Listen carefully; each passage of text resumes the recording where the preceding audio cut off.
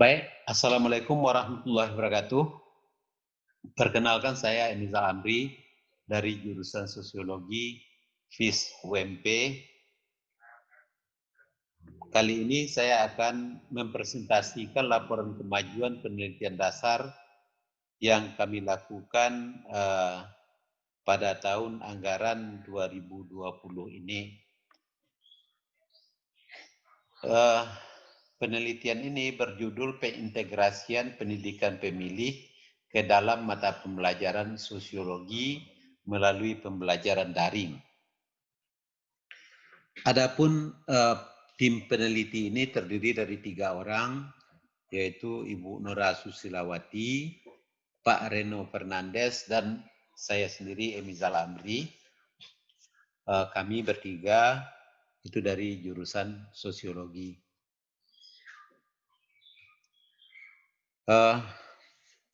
Sesuai dengan topik penelitian, kita membahas tentang pendidikan pemilih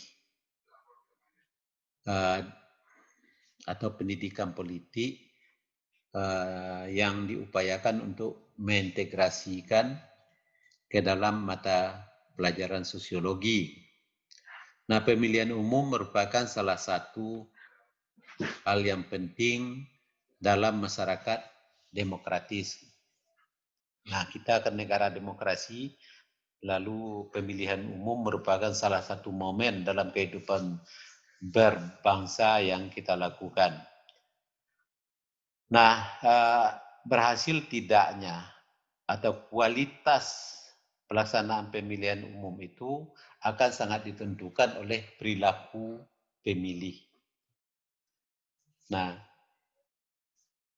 untuk mendapatkan perilaku pemilih yang sesuai dengan prinsip-prinsip negara yang demokratis, itu diperlukan namanya pendidikan politik atau pendidikan pemilih. Nah, berkaitan dengan apa? Dengan pemilihan umum ini, Komisi Pemilihan Umum KPU RI itu sudah mengeluarkan semacam peraturan KPU RI nomor 10 tahun 2018 itu tentang materi pokok pendidikan pemilih. Di dalam peraturan itu dijelaskan bahwa ada beberapa hal materi pokok dari pendidikan pemilih itu. Yang terpenting diantaranya adalah demokrasi. Yang pertama demokrasi, lalu yang kedua kelembagaan negara, ketiga pemilu, dan keempat partisipasi politik. Nah, keempat hal itu merupakan hal yang sangat urgen dipahami dan diresapi oleh para pemilih, baik itu oleh pemilih yang konvensional maupun atau apalagi oleh pemilih pemula.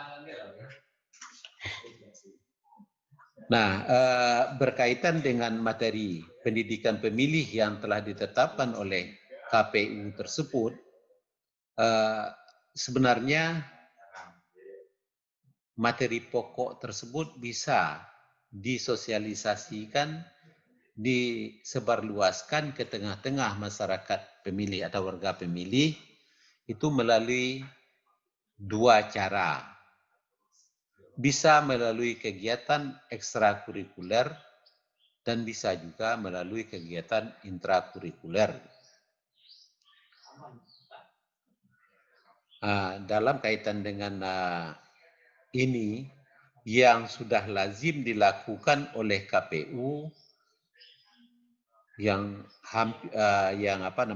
bisa dilaksanakan di setiap tahun, apalagi sebelum COVID-19 ini, itu ada beberapa momen penting yang sudah mereka lakukan yang terkait dengan materi pendidikan pemilih itu. Yang berikutnya KPU melakukan audiensi tentang pendidikan pemilih dengan perwakilan siswa SMA. Gitu. Nah, di situ KPU sudah melakukan kunjungan ke berbagai sekolah untuk memberikan semacam bekal bagi siswa untuk melakukan kegiatan pemilihan OSIS. Atau sebaliknya, perwakilan-perwakilan dari siswa itu dikirim untuk beraudiensi ke rumah pintarnya KPU. Nah, di situ mereka diberi bekal-bekal yang sifatnya praktis tentang pemilihannya. Kemudian yang lain bisa juga dalam bentuk yang agak terkenal tempoh hari tahun 2017 itu Jambore Demokrasi Pelajar. Nah, ini dilakukan oleh KPU dalam rangka mensosialisasikan beberapa aspek berkaitan dengan pendidikan pemilih itu kepada anggota pramuka. Itu ada ratusan anggota pramuka penggalang di Kota Padang ini yang dilibatkan di dalam Jambore Demokrasi Pelajar itu. Yang lainnya yang lazim juga dilakukan oleh KPU adalah melakukan semacam pembekalan kepada perwakilan pemilih pemula, kemudian perwakilan penyandang disabilitas dan masyarakat umum tentang pilkada pilkada serentak tahun 2020 ini. Nah, ini sudah beberapa kali pula dilakukan oleh KPU. Nah, dari berbagai program yang dilakukan oleh KPU itu dapat dipahami bahwa program itu belum bersifat kontinu, melainkan hanya dilakukan secara accident ketika hangat-hangatnya orang bicara tentang pemilihan. Misalnya untuk sekarang itu pemilihan pilkada 2020 atau sebelumnya pilpres dan pileg dan sebelum itu pemilihan wali kota. Gitu. Nah, kesemuanya itu tidak terprogram dan tidak tersusun dalam perencanaan yang ada kontinuitasnya gitu, tapi sifatnya ad hoc. Nah, itu yang berkaitan dengan latar dari penelitian ini. Kemudian metode penelitian ini itu mengadopsi metode EDI. Nah, dalam kaitan ini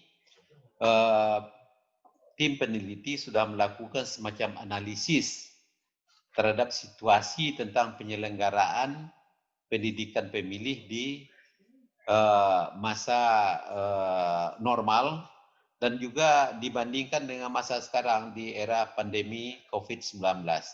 Nah, itu sudah dilakukan oleh tim peneliti. Kemudian desain bahan ajar dan video pembelajaran. Nah, ini dicobalah melakukan analisis terhadap terhadap tuntutan kurikulum, kemudian dikaitkan dengan silabus pendidikan pemilih yang dikeluarkan oleh KPU. Nah, itu merupakan bahan yang penting dalam rangka merancang bahan ajar dan video pembelajaran nanti. Nah, kita sudah melakukan analisis tentang itu. Kemudian untuk development-nya itu kita sudah mulai membuat draft bahan ajar dan video pembelajaran. Tapi ini masih dalam proses. Lalu yang berikutnya implementasi. itu penerapan integrasi pendidikan pemilih pemula dengan mata pelajaran sosiologi. Nah, ini juga sudah dilakukan sejalan dengan kegiatan desain, perancangan desain tadi. Terakhir, evaluasi model interaksi pendidikan pemilih pemula dengan mata pelajaran sosiologi. Nah, itu dari segi metode. Kemudian berkaitan dengan dengan hasil, kami juga perlu menjelaskan dulu analisis situasi secara agak lebih detail. Pendidikan pemilih melalui kegiatan intrakurikuler. Nah, tadi sudah dijelaskan bahwa pendidikan pemilih yang dilakukan selama ini itu hanya program yang sifatnya insidentil. Nah, itu dilakukan oleh KPU, kemudian oleh partai politik, kemudian ada beberapa LSM yang bergerak di bidang pemilu. Lalu mereka sudah melakukan berbagai kegiatan yang secara tidak langsung sebenarnya sudah melakukan pendidikan pemilih itu. Nah, sementara kelompok sasarannya itu sangat beragam. Dan kadang-kadang untuk program tertentu, ya kelompok sasaran yang beragam itu diberikan informasi yang sama. Sehingga kadang-kadang terjadi miskomunikasi antar berbagai kelompok yang berlatar belakang berbeda itu. Sementara kita sekarang menekankan kepada pendidikan pemilih dengan subjeknya pemilih pertama yang termasuk dalam kategori pemilih pemula. Jadi istilah pemilih pertama itu agak kurang lazim dalam wacana sosiopolitik kita. Nah, sebab dia dikategorikan sebagai pemilih pemula. Sementara yang menjadi subjek kita sebenarnya dalam kaitan dengan kegiatan intrakurikuler itu adalah pemilih pertama itu, yang merupakan bagian dari pemilih pemula, yaitu mereka-mereka yang masih dalam proses pendidikan, belum pernah memilih, dan dalam waktu dekat mereka akan ikut dalam pemilihan. Nah, dalam kaitan dengan pendidikan pemilih melalui kegiatan intrakurikuler, tentu yang menjadi pemegang tanggung jawabnya itu adalah dunia pendidikan. Jadi itu adalah tugas dan fungsi institusi pendidikan termasuk sekolah. Nah, itulah yang kita coba turunkan ke mata pelajaran sosiologi. Nah, untuk apa gitu? Untuk mengembangkan model pembelajaran pendidikan pemilih,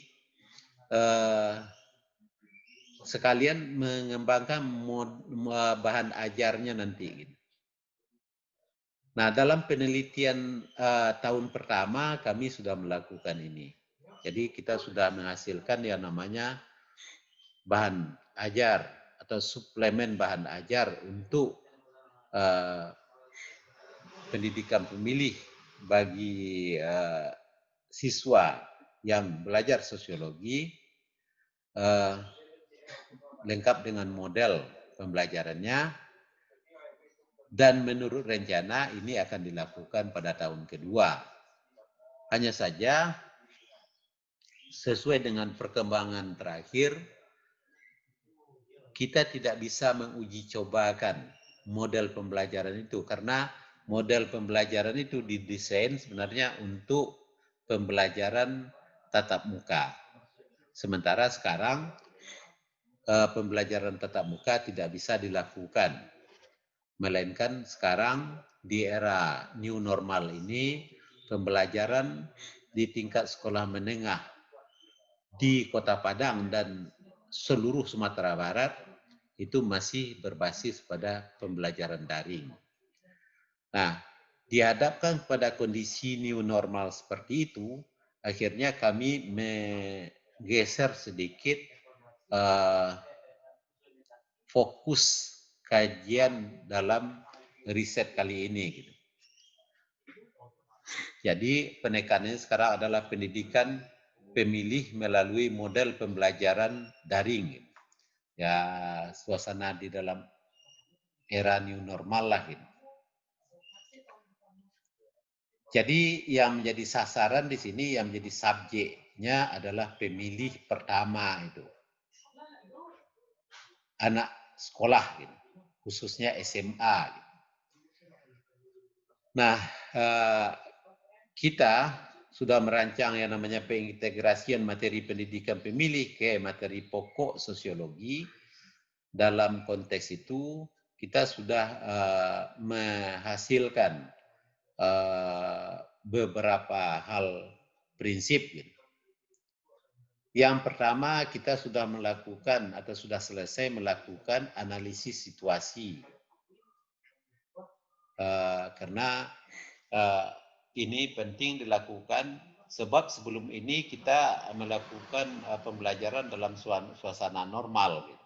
Dalam era new normal ini banyak sekali terjadi perubahan-perubahan yang cukup mendasar. Gitu.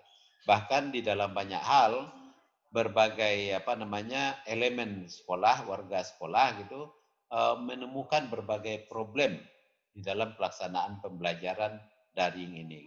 Nah, kita sudah analisis itu semua, termasuk juga hasil-hasil penelitian dari berbagai pihak berkaitan dengan kondisi di era new normal ini. Jadi analisis situasi itu sudah sudah bisa dianggap sebagai salah satu hasil penelitian kita di tahun kedua dan bisa kami laporkan di dalam laporan kemajuan ini.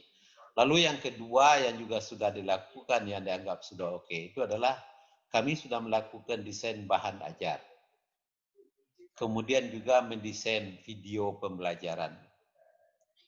Nah, tapi ini masih dalam dalam taraf awal desain rancangannya sudah dibuat dan beberapa diantaranya itu bisa dikembangkan atau disesuaikan dengan model pembelajaran yang dikembangkan sebelumnya, tetapi sekarang harus disesuaikan untuk kondisi pembelajaran daring.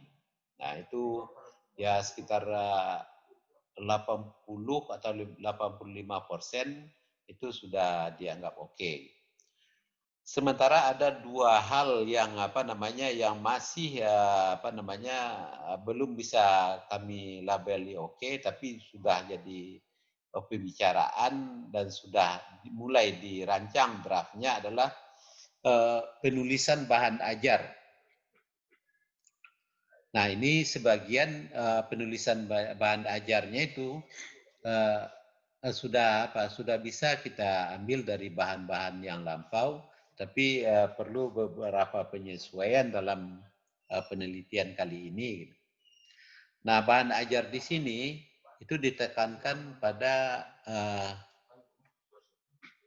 pengembangan bahan ajar berupa suplemen dari buku ajar yang sudah mendapat legitimasi dan dipakai oleh sekolah. Jadi di situ kita buat semacam bahan ajar sebagai suplemen terhadap materi yang sudah ada itu dengan memasukkan berbagai item yang terdapat di dalam kurikulum pendidikan pemilih yang digagas oleh KPU RI itu.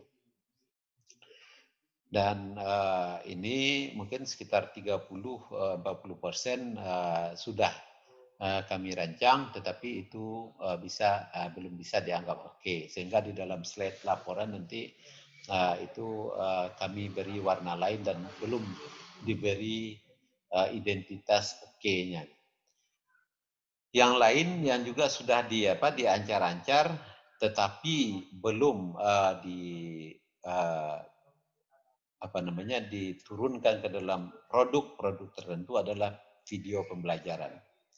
Jadi kita akan merancang video pembelajaran terkait dengan topik-topik tertentu di dalam mata pelajaran sosiologi itu nanti akan ada yang namanya video pembelajarannya. Nah, diharapkan video pembelajaran ini bisa membantu siswa dalam pembelajaran daring gitu. Mereka bisa menonton itu, kemudian pesan-pesan pendidikan pemilih akan termaktub di dalam video itu. Jadi di situ nanti akan hadir beberapa video pendek gitu. Ada 6 atau 7 video nanti akan kita sediakan akan kita kembangkan. Nah, itu sekarang sudah mulai dirancang tapi belum dibuat sama sekali, baru dalam rancangan draftnya gitu. Saya pikir itu hasil penelitian yang sudah kami capai dalam sampai bulan sekarang. Mudah-mudahan 2 bulan ke depan itu semua yang diharapkan itu bisa kita temukan, kita sampaikan.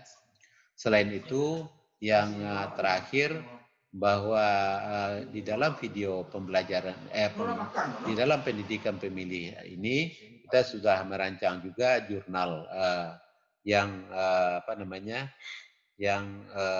akan diterbitkan sesuai dengan yang dijanjikan dalam proposal tempoh hari.